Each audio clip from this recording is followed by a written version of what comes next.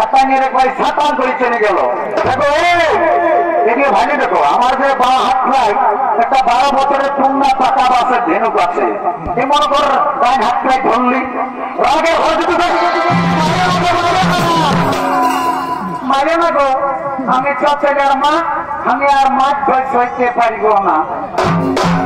ঠিক আছে চেপিমা, আমার খেয়াল ছিল নাই যে তুমি ছেলের মা। তো শুন চেপিমা, তুমি যখন ছেলের মা তখন আর আমি তোমাকে মাছ ধরি করব না। তবে যেটুকু ভুল করেছি এটাই যে 10 লোকের মাঝে সংশোধন করতে হবে। কান গিরে ধরে আর তুমি উঠোয়ার বসো, আমি তোমাকে ক্ষমা করি।